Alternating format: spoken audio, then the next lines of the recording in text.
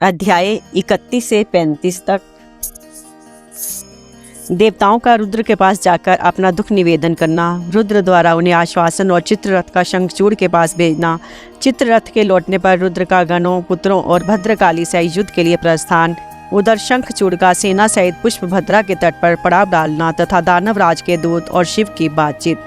सनत कुमार जी कहते हैं, मुने तदंतर जो अत्यंत दीनता को प्राप्त हो गए थे, उन ब्रह्मा और विष्णु का वचन सुनकर शिवजी मुस्कुराए और मेघ गर्जना के समान गंभीर वाणी में बोले। शिवजी ने कहा, हे हरे, हे ब्राह्मण, तुम लोग शंखचूड़ द्वारा उत्पन्न हुए भय को सर्वथा त्याग दो, निस्संदेह तुम्हारा कल्याण होगा। मैं शंखचूड़ का सारा वृत्तांत यथार्थ रूप से जानता हूँ। ये पूर्व जन्म में एक गोप था जो ऐश्वर्यशाली भगवान श्री कृष्ण का भक्त था। इसका नाम सुदामा था। वही सुदामा राधा जी के शाप से शंखचूड़ नामक दानवराज होकर उत्पन्न हुआ है। ये परम धर्मज्ञ और देवताओं से द्रोह करने वाला है। ये दुर्बुद्धिवश अपने उत्कृष्ट बल के भरोसे संपूर्ण देवताओं को क्लेश दे रहा है। अब तुम लोग प्रेम पूर्वक मेरी बात सुनो और देवों को आनंदित करने के लिए शीघ्र ही कैलाशवासी रुद्र के समीप जाओ। वह रुद्र रूप मेरा ही उत्तम पूर्ण रूप है। मैं ही देव कार्य की सिद्धि के हेतु पृथक स्वरूप धारण करके वहाँ प्रकट हुआ हूँ। मेरा वह रूप ऐश्वर्यशाली तथा परिपूर्णतम है। अरे, इसलिए मैं भक्तों के वशीभूत और कैलाश पर्वत पर सदा निवास करता हूँ। तदंतर कैलाश पहुंचकर देवताओं ने भगवान महेश की स्तुति की और अंत में कहा, महेशान, आप तो कृपा के आकर हैं, दीनों का उद्धार करना तो आपका बाना ही है। प्रभु, दानवराज शंखचूड़ का वध करके इंद्र को उसके भय से मुक्त कीजिए और देवों को इस विपत्ति से उबारिए। तब भक्त वत्सल शंभु देवताओं की इस प्रार्थना को सुनकर हंसे और मेघ गर्जन किसी गंभीर वाणी में बोले। श्री शंकर ने कहा, हे हरे, हे ब्राह्मण, हे देवगण, तुम लोग अपने अपने स्थान को लौट जाओ। मैं निश्चय सैनिकों सहित शंखचूड़ का वध कर डालूंगा, इसमें तनिक भी संशय नहीं है। सनत कुमार जी कहते हैं, व्यास जी, महेश्वर के उस अमृतस्रावी वचन को सुनकर संपूर्ण देवताओं को परम आनंद प्राप्त हुआ। उस समय उन्होंने समझ लिया कि अब दानव शंखचूड़ मरा हुआ ही है। तब महेश्वर के चरणों में प्रणिपात करके विष्णु बैकुंठ को और ब्रह्मा सत्यलोक को चले गए तथा संपूर्ण देवता भी अपने अपने स्थान को प्रस्थित हुए। इधर उन महारुद्र ने, जो परमेश्वर दुष्टों के लिए काल रूप और सत्पुरुषों की गति है, देवताओं की इच्छा से अपने मन में शंखचूड़ के वध का निश्चय किया। तब उन्होंने प्रसन्नता पूर्वक अपने प्रेमी गंधर्वराज चित्ररथ को दूत बनाकर शीघ्र ही शंखचूड़ के पास भेजा। चित्ररथ ने वहां जाकर शंखचूड़ को खूब समझाकर कहा, परंतु उसने बिना युद्ध किए देवताओं को राज्य लौटाना स्वीकार नहीं किया और कहा, मैंने ऐसा दृढ़ निश्चय कर लिया है कि महेश्वर के साथ युद्ध किए बिना ना तो मैं राज्य ही वापस दूंगा, न अधिकारों को ही लौटाऊंगा। तू कल्याण करता रुद्र के पास लौट जा और मेरी कही हुई बात यथार्थ रूप से उनसे कह दे। वे जैसा उचित समझेंगे वैसा करेंगे। तू व्यर्थ बकवाद मत कर। सनत कुमार जी कहते हैं, मुनि श्रेष्ठ, यो कहे जाने पर वह शिवदूत पुष्पदंत अपने स्वामी महेश्वर के पास लौट गया और उसने सारी बातें ठीक ठीक कह दी। तब उस दूत के वचन को सुनकर देवताओं के स्वामी भगवान शंकर को क्रोध आ गया। उन्होंने अपने वीरभद्र आदि गणों से कहा। रुद्र बोले, हे वीरभद्र, हे नंदी, क्षेत्रपाल, आठों भैरव, आज शीघ्र ही शंखचूड़ का वध करने के निमित्त चलता हूँ। अतः मेरी आज्ञा से मेरे सभी बलशालीगण आयुधों से लैस होकर तैयार हो जाए और अभी अभी कुमारों स्वामी कार्तिक और गणेश के साथ रण यात्रा करें। भद्रकाली भी अपनी सेना के साथ युद्ध के लिए प्रस्थान करे। सनत कुमार जी कहते हैं, उन्हें ऐसी आज्ञा देखकर शिवजी अपनी सेना के साथ चल पड़े। फिर तो सभी वीरगण हर्षमगन होकर उनके पीछे पीछे चलने लगे। इसी समय संपूर्ण सेनाओं के अध्यक्ष स्कंद और गणेश भी हर्ष से भरे कवच धारण करके सशस्त्र शिवजी के निकट आ पहुंचे। फिर वीरभद्र, नंदी, महाकाल, सुभद्रक, विशालाक्ष, बाण, पिंगलाक्ष, विकंपन, विरूप, विकृति, मणिभद्र, वाष्कल, कपिल, दीर्घदृष्ट, विकार, ताम्रलोचन, कालंकर, बलिभद्र, कालजीहा, कुटीचर, बलोन्मत, रणशलाध्याय, दुर्जय तथा दुर्गम आदि गण नायक जो प्रधान सेनापति थे, शिवजी के साथ चले। उनके गणों की संख्या करोड़ों करोड़ थी। आठों भैरव, एकादश भिगंकर, रुद्र, आठों वसु, इंद्र, बारह आदित्य, अग्नि, चंद्रमा, विश्वकर्मा, दोनों अश्विनी कुमार, कुबेर, यम, निरिति, नल, कुबर, वायु, वरुण, बुध, मंगल तथा अन्य ग्रह, पराक्रमी कामदेव, उग्रदृष्ट, उग्रदंड, कौरट तथा कौटब आदि ने भी शीघ्र ही महेश्वर का अनुगमन किया। स्वयं महेश्वरी देवी भद्रकाली भी 100 भुजा धारण करके शिवजी के साथ चली। वे उत्तमोत्तम रत्नों से बने हुए विमान पर आरूढ़ थी। उनके शरीर पर लाल चंदन का अनुलेप लगा था और लाल वस्त्र शोभा पा रहा था। वे हर्षमगन होकर हंसती, नाचती और उत्तम स्वर से गान करती हुई अपने भक्तों को अभय तथा शत्रु का भय प्रदान कर रही थी।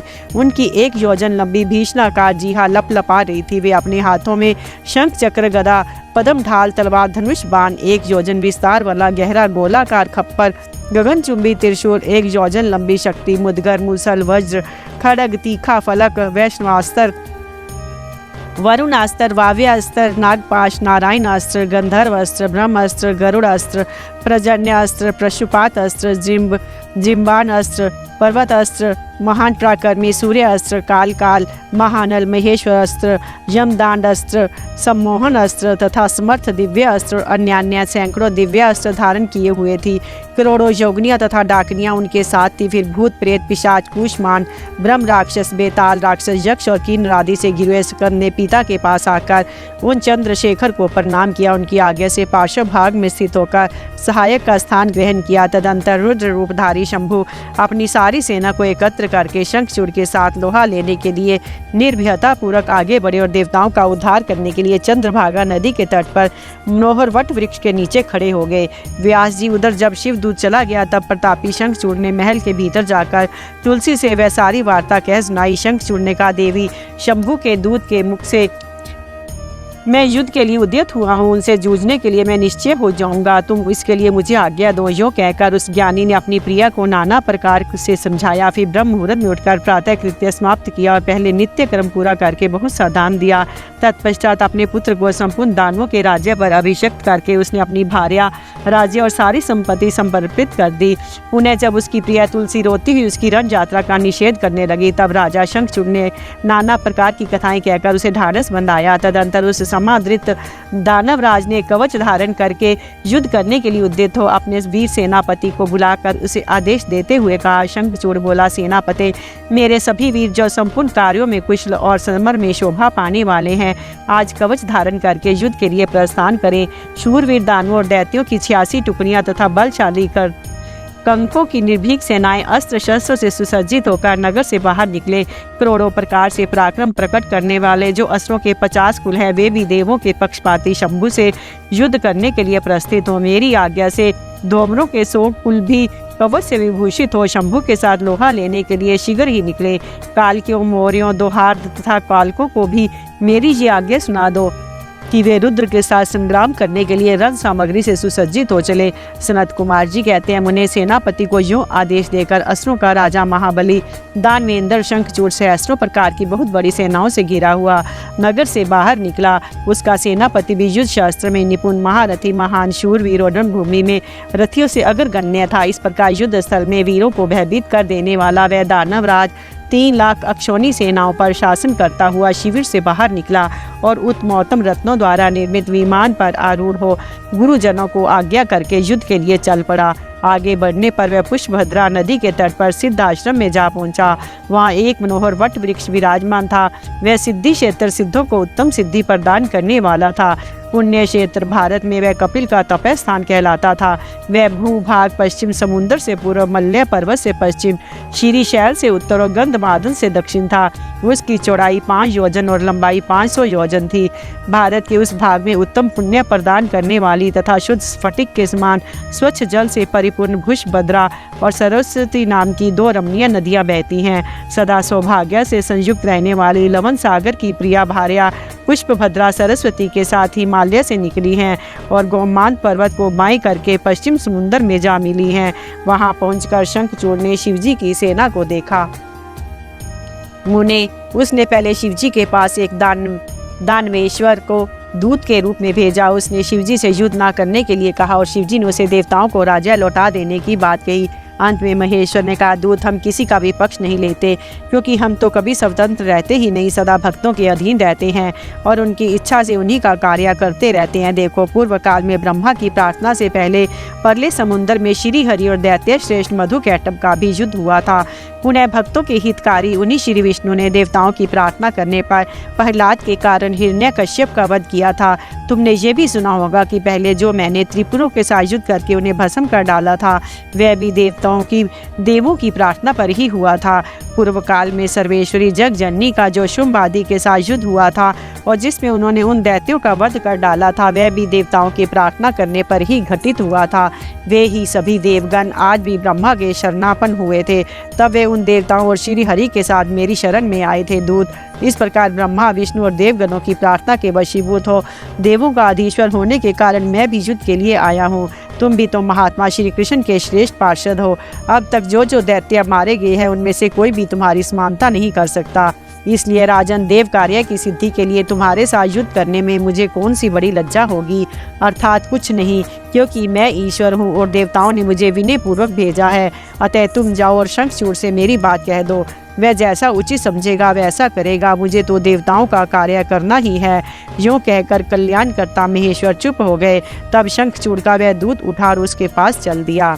अध्याय 36 से 40 तक। देवताओं और दानवों का युद्ध, शंखचूड़ के साथ वीरभद्र का संग्राम, पुनः उसके साथ भद्रकाली का भयंकर युद्ध करना और आकाशवाणी सुनकर निर्वृत्त होना, शिवजी का शंखचूड़ के साथ युद्ध और आकाशवाणी सुनकर युद्ध से निर्वृत्त हो विष्णु को प्रेरित करना, विष्णु द्वारा शंखचूड़ के कवच और तुलसी के शील का अपहरण, फिर रुद्र के हाथों त्रिशूल द्वारा शंखचूड़ का वध, शंख की उत्पत्ति का कथन।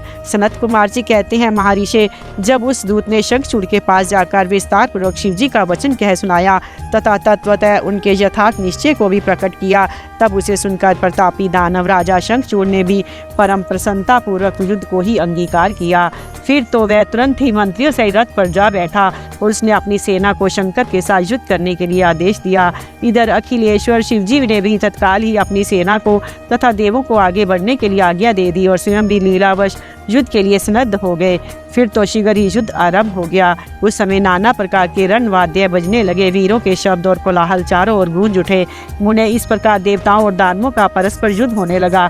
उस समय वे दोनों सेनाएं धर्मपूर्वक जूझने लगी। स्वयं महेंद्र वर्ष पर्वा के साथ लड़ने लगा और विप्रचित्त के साथ सूर्य का धर्म युद्ध होने लगा। विष्णु दंभ के साथ भीषण संग्राम करने लगे।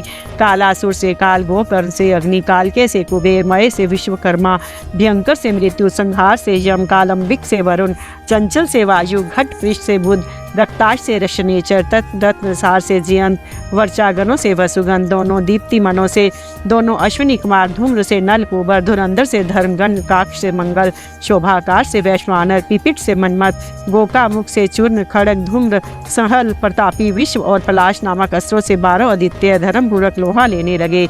इस प्रकार शिव की सहायता के लिए आए हुए अमरों का अस्त्रों के साथ युद्ध होने लगा। 11 महारुद्र महान बल पराक्रम से संपन्न 11 भयंकर असुर वीरों से भिड़ गए। उगर और चंड आदि के साथ महामणि, राहु के साथ चंद्रमा और शुक्राचार्य के साथ बृहस्पति धर्म युद्ध करने लगे। इस प्रकार उस महायुद्ध में नंदीश्वर आदि सभी शिवगण श्रेष्ठ दानवों के साथ संग्राम करने लगे।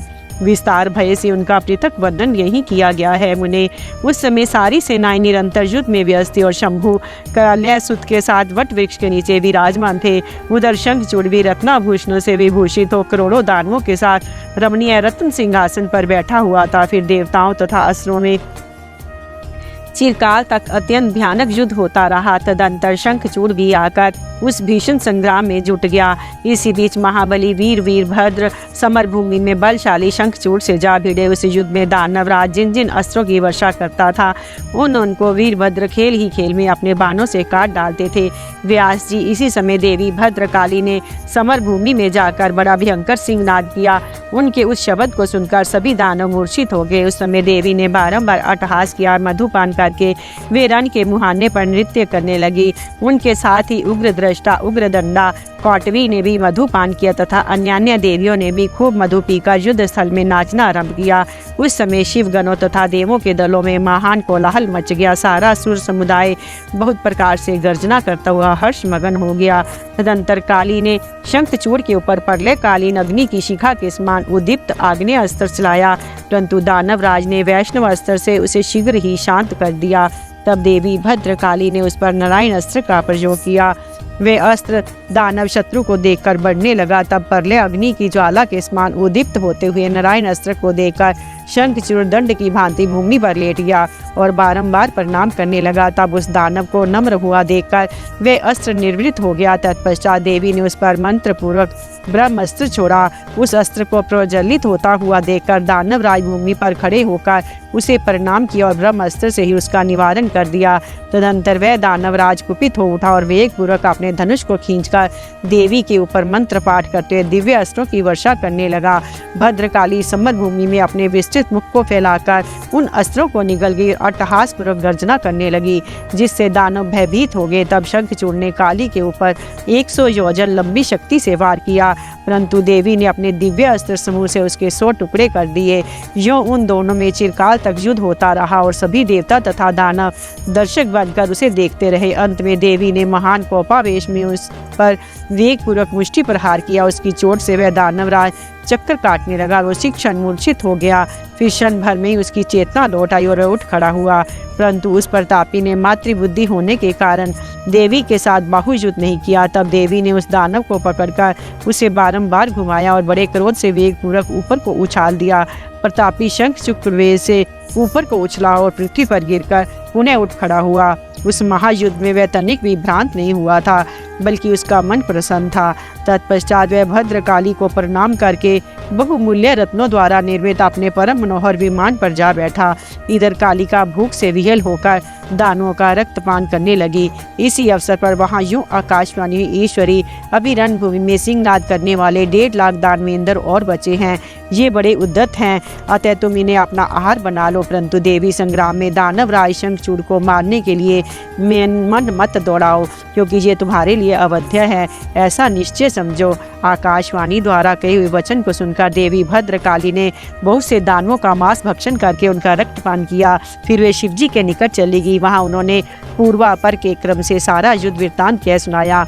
व्यास जी ने पूछा, महाबुद्धिमान सनत कुमार जी, काली का वह कथन सुनकर महेश्वर ने उस समय क्या कहा और कौन सा कार्य किया, उसे आप वर्णन करने की कृपा करें, क्योंकि मेरे मन में उसे सुनने की प्रबल उत्कंठा जाग उठी है। सनत कुमार जी बोले, मुने, शंभु तो जीवों के कल्याण करता परमेश्वर और बड़े लीला विहारी है। वे काली द्वारा कहे हुए वचन को सुनकर उन्हें आश्वासन देते हुए हंसने लगे। तदंतर आकाशवाणी को सुनकर तत्व ज्ञान विशारद स्वयं शंकर अपने गणों के साथ रणभूमि समर भूमि की ओर चले। उस समय वे महावृषभ नंदीश्वर पर सवार थे और उन्हीं के समान पराक्रमी वीरभद्र, भैरव और क्षेत्रपाल आदि उनके साथ थे। रणभूमि में पहुंचकर महेश्वर ने वीर रूप धारण किया। उस समय उन रुद्र की बड़ी शोभा हो रही थी और वे मूर्तिमान काल से दिख रहे थे। जब शंखचूड़ की दृष्टि शिवजी पर पड़ी, तब वह विमान से उतर पड़ा और परम भक्ति के साथ दंड की भांति पृथ्वी पर लौटकर उसने सिर के बल उन्हें प्रणाम किया। इस प्रकार नमस्कार करने के पश्चात वह तुरंत ही अपने विमान पर जा बैठा और कवच धारण करके उसने धनुष बाण उठाया। फिर तो दोनों ओर से बाणों की जड़ी लग गई। ज्यों व्यर्थ ही बाण वर्षा करने वाले शिव और शंखचूड़ का वह उग्र युद्ध सैकड़ों वर्षों तक चलता रहा। अंत में युद्ध स्थल में शंखचूड़ का वध करने के लिए महाबली महेश्वर ने सहसा अपना वह त्रिशूल उठाया, जिसका निवारण करना बड़े बड़े तेजस्वियों के लिए भी अशक्य है। तब तत्काल ही उसके निषेध करने के लिए यूं आकाशवाणी हुई, शंकर, मेरी प्रार्थना सुनिए और इस समय इस त्रिशूल को मत चलाइए। ईश, यद्यपि आप क्षण मात्र में पूरे ब्राह्मण का विनाश करने में सर्वथा समर्थ हैं, फिर इस अकेले दानव शंखचूड़ की तो बात ही क्या है। तथापि आप स्वामी के द्वारा देव मर्यादा का विनाश नहीं होना चाहिए। महादेव, आप उस देव मर्यादा को सुनिए, उसे सत्य व सफल बनाइए। वह देव मर्यादा ये है कि जब तक इस शंखचूड़ के हाथ में श्री हरि का परम उग्र कवच वर्तमान रहेगा और उसकी पतिव्रता पत्नी तुलसी का सतीत्व अखंडित रहेगा, तब तक इस पर जरा और मृत्यु अपना प्रभाव नहीं डाल सकेंगे। अतः जगदीश्वर शंकर ब्रह्मा के इस वचन को सत्य कीजिए। तब सत्पुरुषों के आश्रय स्वरूप शिवजी ने उस आकाशवाणी को सुनकर तथास्तु कहकर उसे स्वीकार कर लिया और विष्णु को उस कार्य के लिए प्रेरित किया। फिर तो शिवजी की इच्छा से विष्णु वहां से चल पड़े। वे तो मायावियों से भी श्रेष्ठ मायावी ठहरे, अतः उन्होंने एक वृद्ध ब्राह्मण का वेश धारण किया और शंखचूड़ के निकट जाकर उससे यूं कहा। वृद्ध ब्राह्मण बोले, दानवेंद्र, इस समय मैं याचक होकर तुम्हारे पास आया हूँ, तुम मुझे भिक्षा दो। दीन वत्सल, अभी मैं अपने मनोरथ को प्रकट नहीं करूँगा, पीछे मैं उसे बताऊंगा और तब तुम उसे पूर्ण करना। ब्राह्मण की बात सुनकर राजेंद्र शंखचूड़ का मुख और नेत्र प्रसन्नता से खिल उठे। जब उसने ओम कहकर उसे स्वीकार कर लिया, तब ब्राह्मण ने छल पूर्वक कहा कि मैं तुम्हारा कवच चाहता हूँ। ये सुनकर ऐश्वर्यशाली दानवराज शंखचूड़ ने, जो ब्राह्मण भक्त और सत्यवादी था, वह दिव्य कवच जो उसे प्राण के भी समान था, ब्राह्मण को दे दिया। इस प्रकार श्री हरि ने माया द्वारा उसे वह कवच ले लिया। फिर शंखचूड़ का रूप धारण करके वे तुलसी के पास पहुँचे।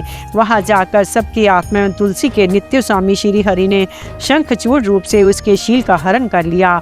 इसी समय विष्णु भगवान ने शंभु से अपनी सारी बात कह सुनाई। तब शिवजी ने शंखचूड़ के वध के निमित्त अपना उद्दीप्त त्रिशूल हाथ में लिया।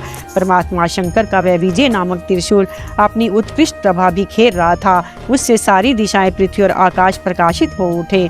वह मध्याह्न कालीन करोड़ों सूर्यों तथा प्रलय अग्नि की शिखा के समान चमकीला था। उसका निवारण करना असंभव था। वह दुर्धर्ष कभी व्यर्थ न होने वाला और शत्रुओं का संहारक था।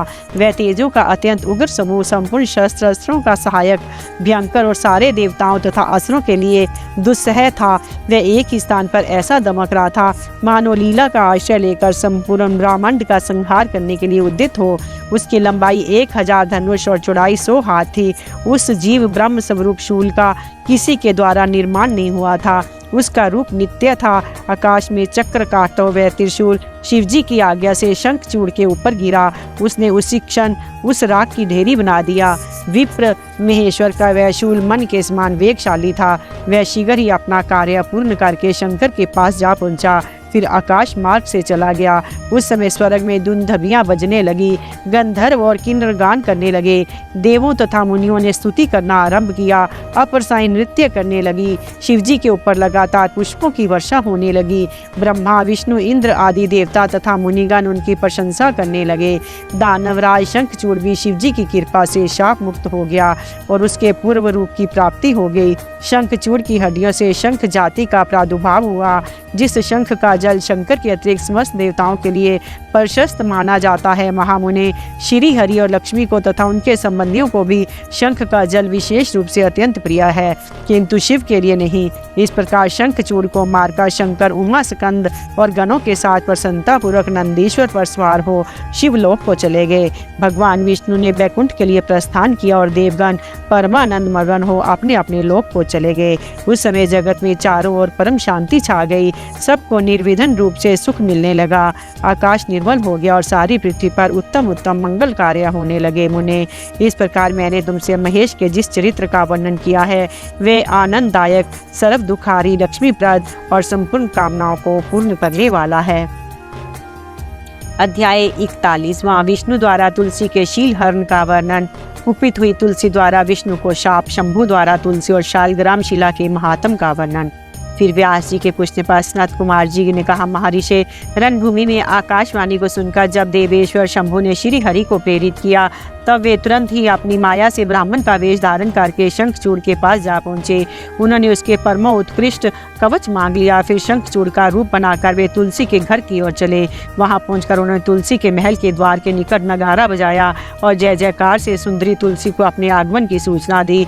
उसे सुनकर सती साध्वी तुलसी ने बड़े आदर के साथ झरोखे के रास्ते राजमार्ग की ओर झांका और अपने पति को आया हुआ जानकर वह परमानंद में निमग्न हो गई। उसने तत्काल ही ब्राह्मणों को धन दान करके उनसे मंगलाचार कराया। फिर अपना श्रृंगार किया। इधर देवताओं का कार्य सिद्ध करने के लिए माया से शंखचूड़ का स्वरूप धारण करने वाले भगवान विष्णु रथ से उतरकर देवी तुलसी के भवन में गए। तुलसी ने पति रूप से आए हुए भगवान का पूजन किया, बहुत सी बातें की, तदंतर उनके साथ रमन किया। तब उस साध्वी ने सुख सामर्थ्य और आकर्षण में व्यतिक्रम देखकर सब पर विचार किया कि वह तू कौन है, यूं डांटती हुई बोली।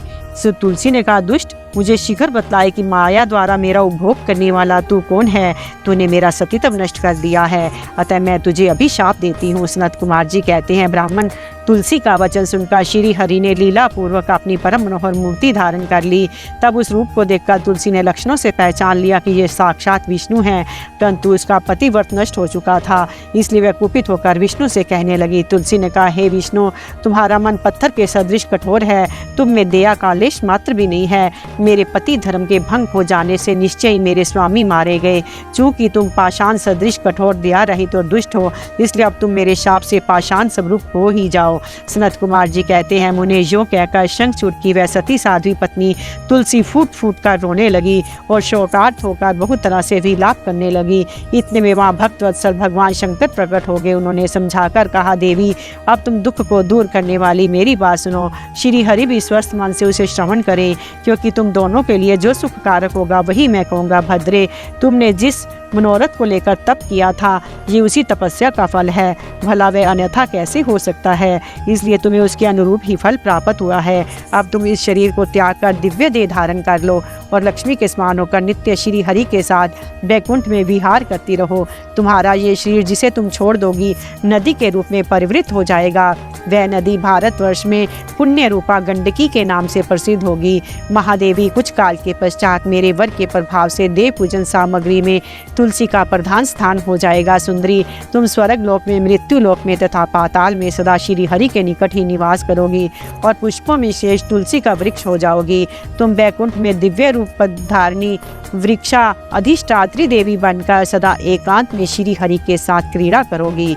उधर भारतवर्ष में जो नदियों की अधिष्ठात्री देवी होगी वह परम पुण्य प्रदान करने वाली होगी और श्री हरि के अंशभूत लवन सागर की पत्नी बनेगी तथा श्री हरि भी तुम्हारे शाप अंश पत्थर का रूप धारण करके भारत में गंडकी नदी के जल के निकट निवास करेंगे। वहाँ तीखी दाढ़ों वाले करोड़ों भयंकर कीड़े उस पत्थर को काटकर उसके मध्य में चक्र का आकार बनाएंगे। उसके भेद से वह अत्यंत पुण्य प्रदान करने वाली शालग्राम शिला कहलाएगी और चक्र के भेद से उसका लक्ष्मी नारायण आदि भी नाम होगा।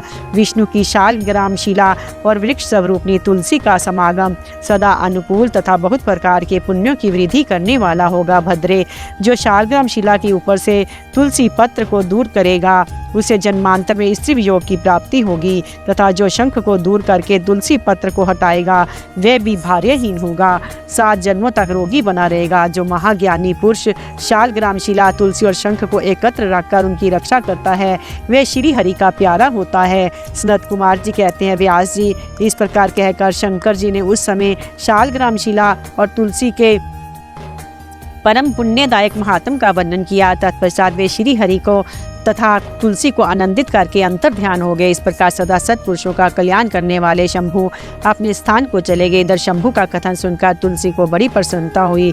उसने अपने उस शरीर का परित्याग करके दिव्य रूप धारण कर लिया। तब कमलापति विष्णु उसे साथ लेकर बैकुंठ को चले गए। उसके छोड़े हुए शरीर से गंडकी नदी प्रकट हो गई और भगवान अच्युत भी उसके तट पर मनुष्यों को पुण्य प्रदान करने वाली शिला के रूप में परिणित हो गए। मुने, उसमें कीड़े अनेक प्रकार के छिद्र बनाते रहते हैं। उनमें जो शिलाएं गंडकी के जल में गिरती हैं वे परम पुण्यप्रद होती हैं और जो स्थल पर ही रह जाती हैं उन्हें पिंगला कहा जाता है और वे प्राणियों के लिए संताप कारक होती है। व्यास जी, इस प्रकार तुम्हारे प्रश्न के अनुसार मैंने शंभु का सारा चरित्र जो पुण्य प्रदान तथा मनुष्य की सारी कामनाओं को पूर्ण करने वाला है तुम्हें सुना दिया। ये पुण्य आख्यान जो विष्णु के महात्म से संयुक्त तथा भोग और मोक्ष का प्रदाता है तुमसे वर्णन कर दिया। अब और क्या सुनना चाहते हो? अध्याय 42वां। उमा द्वारा शंभु के नेत्र मूंद लिए जाने पर अंधकार में शंभु के पसीने से अंधकासुर की उत्पत्ति, हिरण्याकश की पुत्रार्थ तपस्या और शिव का उसे पुत्र रूप में अंधक को देना, हिरण्याकश का त्रिलोकी को जीतकर पृथ्वी को रसातल में ले जाना और वराह रूपधारी विष्णु द्वारा उसका वध। सनत कुमार जी कहते हैं, व्यास जी, अब जिस प्रकार अंधकासुर ने परमात्मा शंभु के गणाध्यक्ष पद को प्राप्त किया था, महेश्वर के उस मंगल में चरित्र को श्रवण करो। मुनीश्वर, अंधकासुर ने पहले शिव जी के साथ बड़ा घोर संग्राम किया था, परंतु पीछे बारंबार सात्विक भाव के उद्रेक से उसने शंभु को प्रसन्न कर लिया, क्योंकि नाना प्रकार की लीलाएं करने वाले शंभु शरणागत रक्षक तथा परम भक्त वत्सल हैं। उनका महात्म परम अद्भुत है। व्यास जी ने पूछा, ऐश्वर्यशाली मुनिवर, वे अंधक कौन था और भूतल पर किस वीर्यवान के कुल में उत्पन्न हुआ था? दैत्यों में प्रधान तथा महामनस्वी तथा उस बलवान अंधक का स्वरूप कैसा था और वह किसका पुत्र था? उसने परम तेजस्वी शंभु की गणा अध्यक्षता को कैसे प्राप्त किया? यदि अंधक गणेश्वर हो गया तब तो वह बड़ी परम धन्यवाद का पात्र है। सनत कुमार जी ने कहा, मुने, पूर्व काल की बात है, एक समय भक्तों पर कृपा करने वाले तथा देवताओं के चक्रवर्ती सम्राट भगवान शंकर को विहार करने की इच्छा हुई। तब वे पार्वती और गणों को साथ ले अपने निवास भूत कैलाश पर्वत से चलकर काशीपुरी में आए। वहां उन्होंने उस पुरी को अपने राजधानी बनाया और भैरव नामक वीर को उसका रक्षक नियुक्त किया। फिर पार्वती जी के साथ रहते हुए भक्तजनों को सुख देने वाली अनेक प्रकार की लीलाएं करने लगे। एक समय वे उसके वरदान के प्रभाववश अनेकों वीर अग्रगण्य अन्य गणेश्वरों और शिवा के साथ मंदराचल पर गए और वहाँ भी तरह तरह की क्रीड़ाएं करने लगे। एक दिन जब प्रचंड पराक्रमी कबर्दी शिव मंदराचल की पूर्व दिशा में बैठे थे, उसी समय गिरिजा ने नम्र क्रीड़ावश उनके नेत्र बंद कर दिए। इस प्रकार जब पार्वती ने मूंगे, स्वर्ण और कमल की प्रभा वाले अपने कर कमलों से हर के नेत्र बंद कर दिए, तब उनके नेत्रों के मुंद जाने के कारण वहाँ क्षण भर में ही घोर अंधकार फैल गया। पार्वती के हाथों का महेश्वर के शरीर से स्पर्श होने के कारण शंभू के ललाट में स्थित अग्नि से संतप्त होकर मद जल प्रकट हो गया। जल की बहुत सी बूंदें टपक पड़ी। तदंतर उन बूंदों में एक गर्भ का रूप धारण कर लिया। उससे एक ऐसा जीव प्रकट हुआ जिसका मुख विकराल था। वे अत्यंत भयंकर, क्रोधी, कृद्धन, अंधा, कुरूप, जटाधारी, काले रंग का, मनुष्य से भिन्न, बेढोल और सुंदर बालों वाला था। उसके कंठ से घोर घर घर शब्द निकल रहा था। वे कभी गाता, कभी हंसता और कभी रोने लगता था तथा जबड़ों को चाटते हुए नाच रहा था। उस अद्भुत दृश्य वाले जीव के प्रकट होने पर शिवजी मुस्कुराकर पार्वती जी से बोले। श्री महेश्वर ने कहा, प्रिय, मेरे नेत्रों को मूंदकर तुमने ही तो ये कर्म किया है, फिर तुम मुझसे भय क्यों कर रही हो? शंकर जी के उस वचन को सुनकर गौरी हंस पड़ी और उनके नेत्रों पर से उन्होंने अपना हाथ हटा लिया।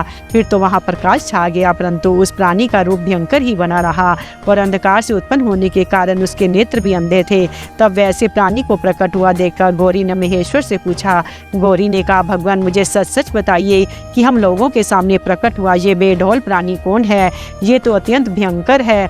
किस निमित्त को लेकर, किसने इसकी सृष्टि की है और ये किसका पुत्र है? सनत कुमार जी कहते हैं, महर्षि, जब लीला रचने वाली तथा तीनों लोकों की जननी गौरी ने सृष्टिकर्ता की उस अंधी सृष्टि के विषय में यूं प्रश्न किया, तब लीला विहारी भगवान शंकर अपनी प्रिया के उस वचन को सुनकर कुछ मुस्कुराए और इस प्रकार बोले। महेश्वर ने कहा, अद्भुत चरित्र रचने वाली अंबिके, सुनो, जब तुमने मेरे नेत्र मूंद लिए थे, उसी समय ये अद्भुत एवं प्रचंड पराक्रमी प्राणी मेरे पसीने से प्रकट हुआ। इसी का नाम अंधक है। तुम ही इसको उत्पन्न करने वाली हो, अतः सखियों सहित तुमने करुणापूर्वक इसकी कणों से यथा योग्य रक्षा करते रहना चाहिए। आर्य, इस प्रकार बुद्धिपूर्वक विचार करके ही तुम्हें सब कार्य करना चाहिए। सनत कुमार जी कहते हैं, मुने, अपने स्वामी के ऐसे वचन सुनकर गौरी का हृदय करुणार्द्र हो गया। वे अपनी सखियों सहित अंधक की अपने पुत्र की भांति नाना प्रकार की उपायों द्वारा रक्षा करने लगी। तदंतर शिशिर ऋतु आने पर दैत्य हिरण्याकश पुत्र की कामना से उसी वन में आया, क्योंकि उसकी पत्नी ने उसके ज्येष्ठ बंधु की संतान परंपरा को देखकर उससे संतानार्थ तपश्चर्या के लिए प्रेरित किया था। वहाँ वह कश्यप नंदन हिरण्याकश वन का आश्रय ले पुत्र प्राप्ति के लिए घोर तप करने लगा। उसके मन में महेश्वर के दर्शन की इच्छा थी, अतः वह क्रोध आदि दोषों को अपने काबू में करके ठूंठ की भांति निश्चल होकर समाधिस्थ हो गया। द्विजेंद्र, तब इसकी ध्वजा में वृष का चिन्ह वर्तमान है तथा जो पिनाक धारण करने वाला है, वे महेश उसकी तपस्या से पूर्णतः प्रसन्न होकर उसे वर प्रदान करने के लिए चले और उस स्थान पर पहुंचकर दैत्य परवर हिरण्याकश से बोले। महेश ने कहा, दैत्यनाथ, अब तू अपनी इंद्रियों का विनाश मत कर। किस लिए तूने इस व्रत का आश्रय लिया है? तू अपना मनोरथ तो प्रकट कर। मैं वरदाता शंकर हूँ, अतः तेरी जो अभिलाषा होगी वह सब मैं तुझे प्रदान करूँगा। सनत कुमार जी कहते हैं, महर्षि, महेश्वर के उस परम सरस वचन को सुनकर दैत्यराज हिरण्याकश परम प्रसन्न हुआ। उसने गिरीश के चरणों में नमस्कार करके अनेक प्रकार से उनकी स्तुति की। फिर वह अंजलि बांधे सिर झुकाकर कहने लगा। हिरण्याकश ने कहा, चंद्रभाल, मेरे उत्तम पराक्रम संपन्न तथा दैत्य कुल के अनुरूप कोई पुत्र नहीं है, इसलिए मैंने इस व्रत का अनुष्ठान किया। देवेश, मुझे परम बलशाली पुत्र दीजिए। सनत कुमार जी कहते हैं, मुने, दैत्यराज के उस वचन को सुनकर कृपालु शंकर प्रसन्न हो गए। उससे बोले, हे दैत्याधिप, तेरे भाग्य में तेरे वीर्य से उत्पन्न होने वाला पुत्र तो नहीं लिखा है, किंतु मैं तुझे एक पुत्र देता हूँ। मेरा एक पुत्र है जिसका नाम अंधक है। वह तेरे ही समान पराक्रमी और अजय है। तू संपूर्ण दुखों को त्याग कर उसी को पुत्र रूप से वरण कर ले और इस प्रकार पुत्र प्राप्त कर ले। सनत कुमार जी कहते हैं, महर्षि, उससे यूं कहकर गौरी के साथ विराजमान उन महात्मा भूतनाथ त्रिपुरारी शंकर ने प्रसन्न होकर हिरण्याकश को वह पुत्र दे दिया। इस प्रकार शिव जी से पुत्र प्राप्त करके वह मनस्वी दैत्य परम प्रसन्न हुआ। उसने अनेकों स्तोत्रों द्वारा रुद्र की पूजा करके परिदक्षिणा की और वह अपने राज्य को चला गया। गिरीश से पुत्र प्राप्त कर लेने के बाद वह प्रचंड पराक्रमी दैत्य संपूर्ण देवताओं को जीतकर इस पृथ्वी को अपने देश रसातल में उठा ले गया। तब देवताओं, मुनियों और सिद्धों ने भी अत्यंत पराक्रमी विष्णु की आराधना की। फिर तो भगवान विष्णु सर्वात्मक यज्ञ में विकराल वराह शरीर धारण करके थूथुन के अनेक प्रहारों से पृथ्वी को विदीर्ण करके पाताल लोक में जा घुसे। वहाँ उन्होंने कभी ना टूटने वाले अपनी अगली दारों से तथा थूथुन से सैकड़ों दैत्यों का कचूमर निकालकर अपने वज्र सदृश कठोर पाद प्रहारों से निशाचरों की सेना को मत डाला। तत्पश्चात अद्भुत एवं प्रचंड तेजस्वी विष्णु ने करोड़ों सूर्यों के समान प्रकाशमान सुदर्शन चक्र से हिरण्याकश के प्रज्वलित सिर को काट लिया और दुष्ट दैत्यों को जलाकर भस्म कर दिया। ये देखकर देवराज इंद्र को बड़ी प्रसन्नता हुई। उन्होंने उस असुर राज्य पर अंधक को अभिषिक्त कर दिया। फिर महात्मा इंद्र विष्णु को अपनी दाढ़ों द्वारा पाताल लोक से पृथ्वी को लाते हुए देखकर परम प्रसन्न हुए और अपने स्थान पर आकर पूर्ववत स्वर्ग और भूतल की रक्षा करने लगे। इधर वराह रूप धारण करके उत्तम कार्य करने वाले उग्र रूपधारी श्री हरि प्रसन्नचित हुए समस्त देवों, मुनियों और पद्म योनि ब्रह्म द्वारा प्रशंसित होकर अपने लोक को चले गए। इस प्रकार वराह रूपधारी विष्णु द्वारा असुर राज हिरण्याकश के मारे जाने समस्त देव, मुनि तथा अन्य सभी जीव सुखी हो गए। अध्याय 43वां। हिरण्याकश्यप की तपस्या और ब्रह्मा से वरदान पाकर उसका अत्याचार, नरसिंह द्वारा उसका वध और प्रहलाद को राज्य प्राप्ति। सनत कुमार जी कहते हैं, व्यास जी, इधर वराह रूपधारी श्री हरि के द्वारा इस प्रकार भाई के मारे जाने पर हिरण्याकश्यप शोक और क्रोध से संतप्त हो उठा। श्री हरि के साथ वैर करना तो उसे रुचता ही था, अतः उसने संहार प्रेमी वीर असुर को प्रजा का विनाश करने के लिए आज्ञा दे दी। तब वे संहार प्रिय असुर स्वामी की आज्ञा को सिर चढ़ाकर देवताओं और प्रजाओं का विनाश करने लगा। इस प्रकार जब उन दुष्ट चित्त वाले असुरों द्वारा सारा देवलोक तहस नहस कर दिया गया, तब देवता स्वर्ग को छोड़कर गुप्त रूप से भूतल पर विचरने लगे। उधर भाई की मृत्यु से दुखी हुए हिरण्याकश्यप ने भाई को जल अंजलि देकर उसकी स्त्री आदि को ढाढ़स बंधाया। तत्पश्चात उस दैत्यराज ने अपने लिए विचार किया कि मैं अजर और अमर हो जाऊं, मेरा ही एक छत्र साम्राज्य रहे और मेरा प्रतिद्वंदी कोई न रह जाए। यों धारणा बनाकर वह मंदराचल पर गया और वहाँ एक गुफा में अत्यंत घोर तपस्या करने लगा। उस समय पैर के अंगूठे के बल खड़ा था, उसकी भुजाएं ऊपर को उठी थी और दृष्टि आकाश की ओर लगी थी। उसकी तपस्या से संतप्त होकर देवताओं का मुख विकृत हो उठा। वे स्वर्ग को छोड़कर ब्रह्मलोक में जा पहुँचे। उन्होंने ब्रह्मा से अपना दुखड़ा कह सुनाया। व्यास जी, उन देवताओं के इस प्रकार कहने पर स्वयंभू ब्रह्मा, भृगु, दक्ष आदि के साथ उस दैत्येश्वर के आश्रम पर गए। तब जिसने अपने तप से संपूर्ण लोकों को संतप्त कर दिया था, उस हिरण्याकश्यप ने वर देने के लिए आए हुए पद्म योनि ब्रह्मा को अपने सामने उपस्थित देखा। उधर पितामह ने भी उनसे कहा कि वर मांग। तब जिसकी बुद्धि मोहित नहीं हुई थी, उस असुर ने विधाता की उस मधुर वाणी को सुनकर इस प्रकार कहा।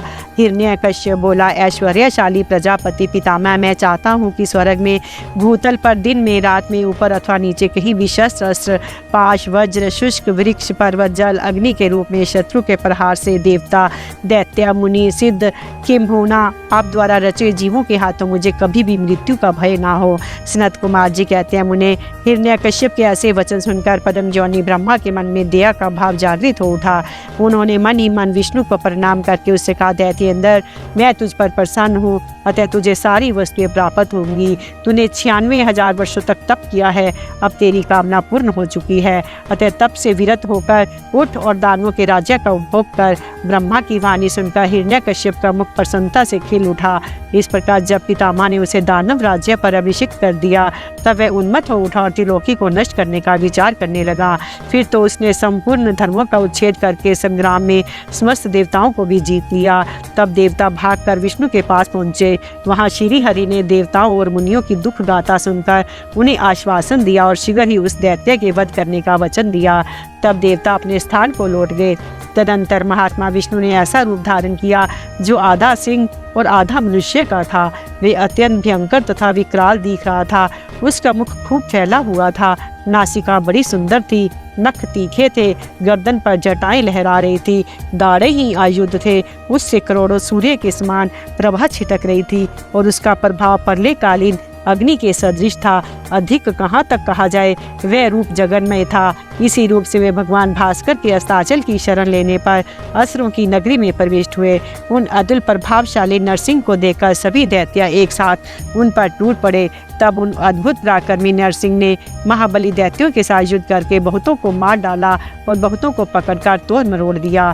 फिर वे उस नगर में घूमने लगे। तब उन सरवमय सिंह को देखकर दैत्यराज के पुत्र प्रहलाद ने राजा से कहा कि ये मृगेंद्र तो जगन्मय दिख रहा है, ये यहाँ किस लिए आया है। प्रहलाद ने पुनः कहा, पिताजी मुझे तो ऐसा प्रतीत हो रहा है कि ये भगवान अनंत हैं और नरसिंह का रूप धारण करके आपके नगर में प्रविष्ट हुए हैं, क्योंकि मुझे इनकी मूर्ति बड़ी विकराल दिख रही है। अतः आप युद्ध से हटकर इनकी शरण में जाइए। इनसे बढ़कर त्रिलोकी में दूसरा कोई योद्धा नहीं है, इसलिए आप इन मृगेंद्र के समान झुककर अपने राज्य का उपभोग कीजिए। अपने पुत्र की बात सुनकर उस दुरात्मा ने उससे कहा, बेटा क्या तू भयभीत हो गया। अपने पुत्र से यो कहकर दैत्यों के अधिपति राजा हिरण्यकश्यप ने महाबली दैत्य को आज्ञा देते हुए कहा, वीरो तुम लोग इस बेढोल भ्रिकुटी और नेत्र वाले सिंह को पकड़ लो।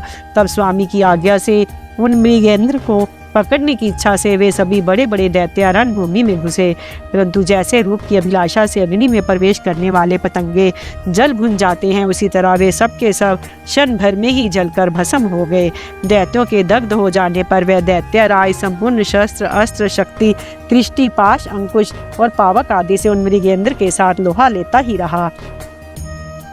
इस प्रकार बहुत काल तक भयानक युद्ध हुआ। अंत में नरसिंह ने वज्र के समान कठोर अपनी अनेकों भुजाओं से उस दैत्यों को पकड़ लिया। उसे अपने जानुओं पर लिटाकर दानवों के मर्म को विदीर्ण करने वाले नखा अंकुरों से उसकी छाती चीर डाली तथा खून से लथपथ हुए उसके हृदय कमल को निकाल लिया। फिर तो उसी क्षण उसके प्राण पखेरु उड़ गए। तब भगवान नरसिंह ने बारंबार के आघात से जिसके सारे अंग चूर चूर हो गए थे, उस काष्ठभूत दैत्यों को छोड़ दिया। उस समय उस देव शत्रु के मारे जाने पर उन्हें बड़ी प्रसन्नता हुई। उसी अवसर पर प्रहलाद ने आकर उनके चरणों में सिर झुकाया। तब अद्भुत पराक्रमी विष्णु ने प्रहलाद को बुलाकर उन्हें दैत्यों के राज्य पर अभिषिक्त कर दिया और स्वयं आतंकित गति को प्राप्त हो गए, अर्थात अंतर्ध्यान हो गए। तदंतर पितामह आदि समस्त सुरेश्वर परम प्रसन्न हो अपना कार्य सिद्ध करने वाले पूजनीय भगवान विष्णु को उसी दिशा में प्रणाम करके अपने अपने धाम को चले गए। विप्रवर प्रसंग वंश मैंने रुद्र से अंधक की उत्पत्ति, वराह से हिरण्याकश की मृत्यु, नरसिंह के हाथों उसके भाई का विनाश और प्रहलाद की राज्य प्राप्ति का वर्णन कर दिया। द्विज श्रेष्ठ, अब मैं शिव की कृपा से प्राप्त हुए अंधक के प्रभाव का, शंकर जी के साथ उसके युद्ध का और पीछे जिस प्रकार से महेश के गणाध्यक्ष पद की प्राप्ति हुई उस कथा का वर्णन करता हूँ, सुनो। अध्याय 44 से 46 तक। भाइयों के उपालम से अंधक का तप करना और वर पाकर त्रिलोकी को जीतकर स्वेच्छा से प्रवृत्त होना, उसके मंत्रियों द्वारा शिव परिवार का वर्णन, पार्वती के सौंदर्य पर मोहित होकर अंधक का वहां जाना और नंदीश्वर के साथ युद्ध, अंधक के प्रहार से नंदीश्वर की मूर्छा, पार्वती के आवाहन से देवियों का प्रकट होकर युद्ध करना, शिव का आगमन और युद्ध, शिव द्वारा शुक्राचार्य का निगला जाना, शिव की प्रेरणा से विष्णु का काली रूप धारण करके दानवों के रक्त का पान करना, शिव का अंधक को अपने त्रिशूल से पिरोना और युद्ध की समाप्ति। सनत कुमार जी कहते हैं, मुनिवर, एक समय ही हिरण्याकश का पुत्र अंधक अपने भाइयों के साथ विहार में संलग्न था।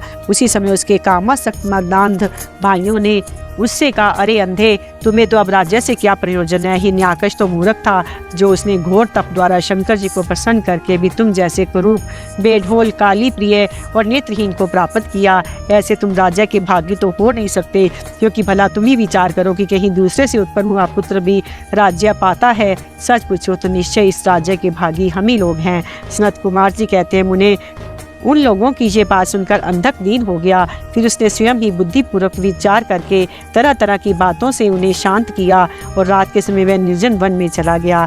वहाँ उसने हजारों वर्ष तक घोर तप करके अपने शरीर को सुखा डाला। अंत में उस शरीर को अग्नि में होम देना चाहा। तब ब्रह्मा जी ने उसे वैसा करने से रोककर कहा, दानव, अब तू वर मांग ले। सारे संसार में जिस दुर्लभ वस्तु को प्राप्त करने की तेरे अभिलाषा हो, उसे तू मुझसे ले ले। पदम योनि ब्रह्मा के वचन को सुनकर वह दैत्य दीनता एवं नम्रता पूर्वक कहने लगा, भगवान, जिन निष्ठुरों ने मेरा राज्य छीन लिया है वे सब दैत्य आदि मेरे भृत्य हो जाएं।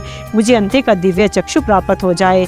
इंद्र आदि देवता मुझे कर दिया करें और देवता, दैत्य, गंधर्व, यक्ष, नाग, मनुष्य, दैत्यों के शत्रु नारायण, सर्व में शंकर तथा अन्य किन्हीं भी प्राणियों से मेरी मृत्यु न हो। उसके उस अत्यंत दारुण वचन को सुनकर ब्रह्मा जी सशंकित तो उठे और उससे बोले। ब्रह्मा जी ने कहा, दैत्य अंदर, ये सारी बातें तो हो जाएंगी, किंतु तू अपने विनाश का कोई कारण भी तो स्वीकार कर ले, क्योंकि तू जगत में कोई ऐसा प्राणी नहीं हुआ, ना आगे होगा जो काल के गाल में ना गया हो। फिर तुझ जैसे सत्पुरुषों को तो अत्यंत लंबे जीवन का विचार त्याग ही देना चाहिए। ब्रह्मा के इस अनुनय भरे वचन को सुनकर वह दैत्य पुनः बोला। अंधक ने कहा, प्रभु, तीनों कालों में जो उत्तम, मध्यम और नीच नारियां होती हैं, उन्हीं नारियों में कोई रतन भूता नारी मेरी भी जननी होगी। वे मनुष्य लोक के लिए दुर्लभ तथा शरीर, मन और वचन से भी अगम्य है। उसमें राक्षस भाव के कारण जब मेरी काम भावना उत्पन्न हो जाए तभी मेरा नाश हो। उसकी बात सुनकर स्वयंभू भगवान ब्रह्मा को महान आश्चर्य हुआ। वे शंकर जी के चरण कमलों का स्मरण करने लगे। तब शंभू की आज्ञा पाकर वे उस अंधक से बोले। ब्रह्मा जी ने कहा, दैत्यवर, तू जो कुछ कहता है तेरे वे सभी सकाम वचन पूर्ण होंगे। दैत्येंद्र, अब तू उठ, अपना अभीष्ट प्राप्त कर और सदा वीरों के साथ युद्ध करता रहे। मुनीश, हिरण्याकश पुत्र अंधक के शरीर में नसें और हड्डियां ही शेष रह गई थी। वह ब्रह्मा के ऐसे वचन को सुनकर शीघ्र ही भक्तिपूर्वक उन लोकेश्वर के चरणों में लौट गया और इस प्रकार बोला। अंधक ने कहा, विभो, जब मेरे शरीर में नसें और हड्डियां मात्र ही शेष रह गई हैं, तब भला इस देश से शत्रु सेना में प्रवेश करके मैं कैसे युद्ध कर सकूंगा। अतः अब अपने पवित्र हाथ से मेरा स्पर्श करके इस शरीर को मांसल बना दीजिए। सनत कुमार जी कहते हैं, महर्षि अंधक की प्रार्थना सुनकर ब्रह्मा जी ने अपने हाथ से उसके शरीर का स्पर्श किया। फिर वे मुनिगणों तथा सिद्ध समूहों से भली भांति पूजित हो देवताओं के साथ अपने धाम को चले गए। ब्रह्मा के स्पर्श करते ही उस दैत्य राज का शरीर भरा पूरा हो गया, जिससे उसमें बल का संचार हो आया तथा नेत्रों के प्राप्त हो जाने से वह सुंदर दिखने लगा। तब उसने प्रसन्नतापूर्वक अपने नगर में प्रवेश किया। उस समय प्रहलाद आदि श्रेष्ठ दानवों ने जब उसे वरदान प्राप्त करके आया हुआ जाना, तब वे सारा राज्य उसे समर्पित करके उसके वशवर्ती भृत्या हो गए। तदंतर अंधक सेना और भृत्या वर्ग को साथ ले स्वर्ग को जीतने के लिए गया। वहाँ संग्राम में समस्त देवताओं को पराजित करके उसने वज्रधारी इंद्र को अपना करद बना लिया। उसने यत्र तत्र बहुत सी लड़ाइयाँ लड़कर नागों, सुपर्णों, श्रेष्ठ राक्षसों, गंधर्वों, यक्षों, मनुष्यों, बड़े बड़े पर्वतों, वृक्षों और सिंह आदि समस्त चौपाओं को भी जीत लिया। यहाँ तक कि उसने चराचर त्रिलोकी को अपने वश में कर लिया। तदंतर वह रसातल में, भूतल पर तथा स्वर्ग में जितनी सुंदर रूप वाली नारियाँ थीं, उनमें से हजारों को जो अत्यंत दर्शनीय तथा अपने अनुकूल थी साथ लेकर विभिन्न पर्वतों पर, नदियों के रमणीय तटों पर विहार करने लगा। दैत्यराज अंधक सदा दुष्टों का ही संग करता था। उसकी बुद्धि मद से अंधी हो गई थी, जिससे उस मूर्ख को इसका कुछ भी ज्ञान नहीं रह गया कि परलोक में आत्मा को सुख देने वाला भी कोई कर्म करना चाहिए। इस प्रकार ये महामनस्वी दैत्य उन्मत्त हो अपने सारे प्रधान पुत्रों को कुतर्कवाद से पराजित करके दैत्यों से संपूर्ण वैदिक धर्मों का विनाश करता हुआ विचरण करने लगा। वह धन के मद से अभिभूत हो वेद, देवता, ब्राह्मण और गुरु आदि से किसी को भी नहीं मानता था। प्रारब्धवश उसकी आयु समाप्त हो चुकी थी। इससे वह स्वेच्छाचार में प्रवृत्त हो व्यर्थ में ही अपनी आयु के शेष दिन गवाता हुआ रमन कर रहा था। उस दानव श्रेष्ठ की 3 मंत्री थे, जिनका नाम था दुर्योधन, वैधस और हस्ती। एक समय उन तीनों में से उस पर्वत के किसी रमणीय स्थान पर एक परम रूपवती नारी को देखा। उसे देखकर वे शीघ्रगामी श्रेष्ठ दैत्य हर्ष मगन हो तुरंत ही महादैत्यवती वीरवर अंधक के पास पहुंचे। बड़े प्रेम से उसे देखी हुई घटना का वर्णन करने लगे। मंत्रियों ने कहा, दैत्येंद्र, यहाँ एक गुफा के भीतर हमने एक मुनि को देखा है। ध्यानस्थ होने के कारण उसके नेत्र बंद हैं। वह बड़ा रूपवान है। उसके मस्तक पर अर्धचंद्र की कला अपनी छटा बिखेर रही है। कमर में गजेंद्र की खाल बंधी हुई है। बड़े बड़े नाग उसके सारे शरीर में लिपटे हुए हैं। खोपड़ियों की माला ही उस जटाधारी का आभूषण है। उसके हाथ में त्रिशूल है तथा एक विशाल धनुष बाण और तुनीर भी वह धारण किए हुए है। उसका अक्ष सूत्र स्पष्ट दिख रहा है। उसकी 4 भुजाएं तथा लंबी लंबी जटाएं हैं।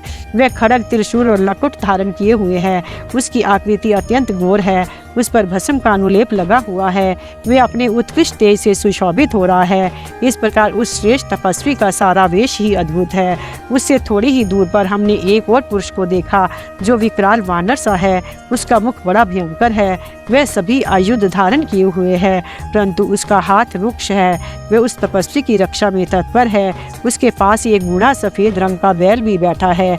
उस बैठे हुए तपस्वी के पार्श्व भाग में हमने एक शुभ लक्षण संपन्ना नारी को भी देखा है। वह भूतल पर रतन स्वरूपा है।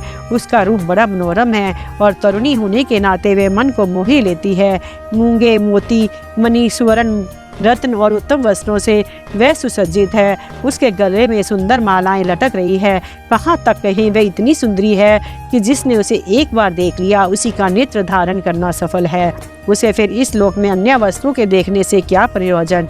वह दिव्य नारी पुण्य आत्मा मुनिवर महेश की मान्य एवं प्रियतम भार्या है। दैत्येंद्र, आप तो उत्तमोत्तम रत्नों का उपभोग करने वाले हैं, अतः उसे यहाँ बुलवा कर देखिए, वे आपके भी देखने योग्य हैं। सनत कुमार जी कहते हैं, मुनि श्रेष्ठ, मंत्रियों के उन वचनों को सुनकर दैत्यराज अंधक कामातुर हो उठा। उसके सारे शरीर में कंप छा गया। फिर तो उसने तुरंत ही दुर्योधन आदि को उस मुनि के पास भेजा। मंत्रियों ने वहां जाकर मुनीश्वर को प्रणाम करके उनसे अंधकासुर का संदेश कहा तथा बदले में शिव जी का उत्तर सुनकर वे लौटकर अंधक से बोले। मंत्रियों ने कहा, राजन, आप तो संपूर्ण दैत्यों के स्वामी हैं, फिर भी उस महान पराक्रमी वीरवर तपस्वी मुनि ने अपनी बुद्धि से त्रिलोकी को तृण के समान समझकर हंसते हुए आपके लिए ऐसी बात कही है। उस निशाचर का शौर्य और धैर्य अस्थिर है।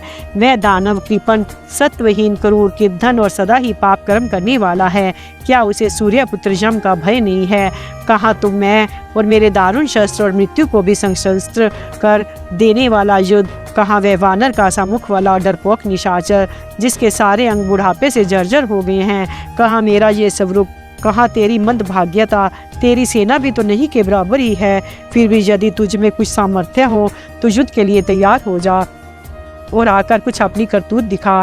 मेरे पास तुझ जैसे पापियों का विनाश करने वाला वज्रश्रीखा भयंकर शस्त्र है और तेरा शरीर तो कमल के समान कोमल है। ऐसी दशा में विचार करके तुझे जो रुचिकर प्रतीत हो वह कर। सनत कुमार जी कहते हैं, मुनिवर, मंत्रियों की बात सुनकर पार्वती पर मोहित हुआ वह कामांध राक्षस विशाल सेना लेकर चल दिया। वहां पहुंचकर नंदीश्वर से युद्ध करने लगा। बड़ा भयानक युद्ध हुआ। उस समय युद्ध स्थल में चर्बी, मजा, मांस और रक्त की कीच मच गई। वहाँ सिर कटे हुए धड़ नाच रहे थे। कच्चा मांस खाने वाले जानवर चारों ओर व्याप्त हो गए थे, जिससे वह बड़ा भयंकर लग रहा था। थोड़ी ही देर में दैत्य भाग खड़े हुए। तब भी नाकधारी भगवान शंकर दक्ष कन्या सती को भली भांति धीरज बंधाते हुए, प्रिय, मैंने जो पहले अत्यंत भयंकर महान पाशुपात व्रत का अनुष्ठान किया था, उसमें रात दिन तुम्हारे प्रसंगवश जो हमारी सेना का विनाश हुआ है, विध्वंस आ पड़ा है। देवी मर्म धर्मा प्राणियों को जो अमरों पर आक्रमण हुआ है, वह मानो पुण्य का विनाश करने वाला कोई ग्रह प्रकट हो गया है। अतः अब मैं पुनः किसी निर्जन वन में जाकर उस परम अद्भुत दिव्य व्रत की दीक्षा लूंगा और उस कठिन व्रत का अनुष्ठान करूंगा। सुंदरी, तुम्हारा शोक और भय दूर हो जाना चाहिए। सनत कुमार जी कहते हैं, मुने इतना कहकर उग्र प्रभावशाली महात्मा शंकर धीरे से अपना सिंगा बजाकर एक अत्यंत भयंकर पावन वन में चले गए। वहाँ वे 1000 वर्षों के लिए पशुपात व्रत के अनुष्ठान में तत्पर हो गए। इस व्रत का निभाना देवों और असुरों की शक्ति के बाहर है। इधर शील गुण से संपन्न प्रतिव्रता देवी पार्वती मंद्राचल पर ही रहकर शिवजी के आगमन की प्रतीक्षा करती रहती थी। यद्यपि पुत्र स्थानीय वीरकगण उनकी सुरक्षा में तत्पर थे, तथापि उस गुहा के भीतर अकेली रहने के कारण वे सदा भयभीत रहती थी, जिसमें उन्हें बड़ा दुख होता था। इसी बीच वरदान के प्रभाव से उन्मत्त हुआ वह दैत्य अंधक, जिसका धैर्य कामदेव के बाणों से छिन्न-भिन्न हो गया था, अपने मुख्य योद्धाओं को साथ ले पुनः उस गुफा पर चढ़ आया।